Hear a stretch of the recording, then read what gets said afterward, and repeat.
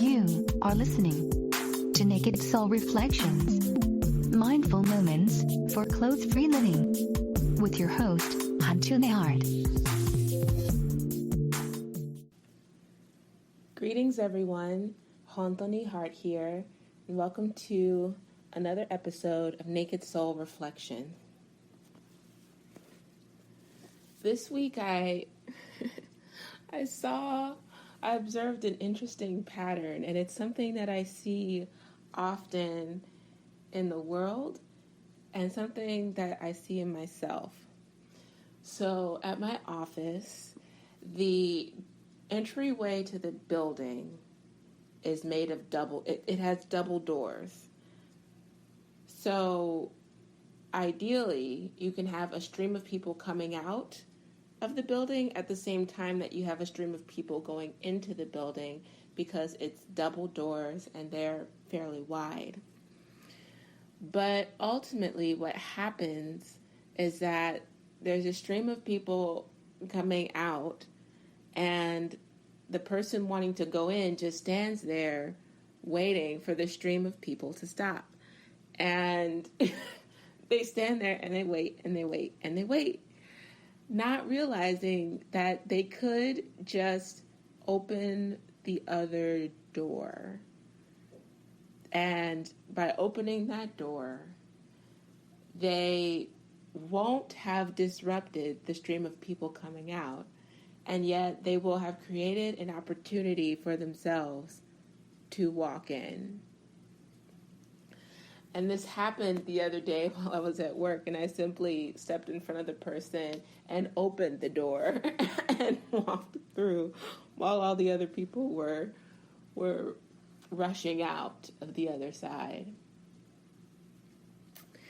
And I had to laugh, because is that not what we often do in life? We insist, right? We insist on one thing. Like, it has to be this way. There's no other way to, get into what I want, to get through. It must be this way. And all the while, there's another door right next to it that we could simply open to create another option for ourselves. I can't, the countless number of situations in my life where this has been the case. It certainly was the case with my yoga practice. I was just set on one particular style for so long, and then my body started to protest because I wasn't opening my body in any other ways, and because of the habits of sitting at a desk for work and walking around with a backpack full of anywhere from 30 to 50 pounds of things on my back. I really needed some additional help. But there I was, just complaining, no, I insist on doing this one practice all the time, blah, blah, blah. And I just kept, waiting for an opportunity to get through to what I needed, when really I could have just opened the door and gone to another style of yoga. I finally got the clue. Finally. But it took me several years to figure out that I needed to open another door for myself in order to create that space in my body for health, wellness, range of motion, clarity. The same thing happened with my food. I've been vegan for a couple years now, but I didn't understand that I still had to really open new doors to figure out within that framework what actually works for my body, what helps it cleanse efficiently, what helps me feel full and satisfied, energized, and full of nutrients. Being vegan, it's no promise. I know there's some vegans out there who will insist that being vegan is the one true way, and like, as long as you're vegan, and it's like, that's not the end of the conversation. You actually, first of all, I don't like commenting on what people should be doing with their bodies, but with any choice you make, you actually have to dig deeper. It's not actually about the freaking label. You actually have to dig deeper and keep opening up doors within whichever framework and ask, like, what does my body need? And beginning to study Ayurveda has been helping me understand, like, okay, just calling myself vegan is not enough.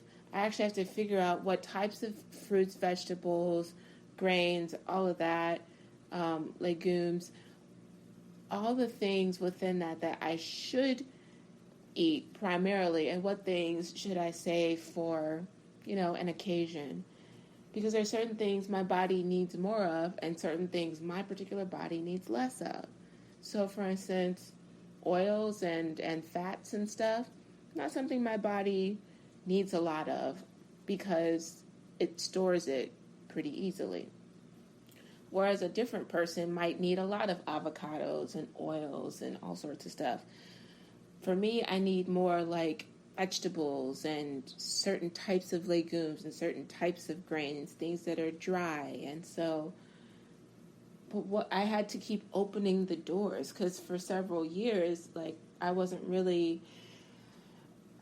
digging deeper in my health. There were certain things that were healing right away, but then there was this point where nothing changed, and I really still felt like I needed more to help myself balance out and feel clear. So I just had to keep opening doors, and I just didn't realize I was so focused on doing like one thing and one perspective that I didn't really see that there were all these other doors to open for consideration. Same thing with work. Like, sometimes an issue will pop up and I'll think, I only know one way to fix it, and yet there are all these other ways to address a problem. An HR snafu, whatever it is. And so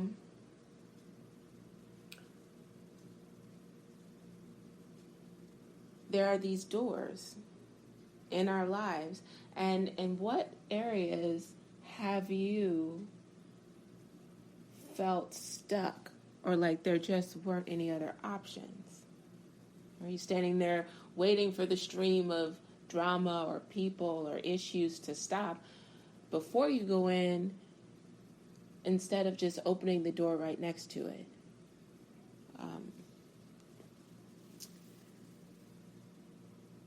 And I have to say that even, close free living has helped me with that mentality.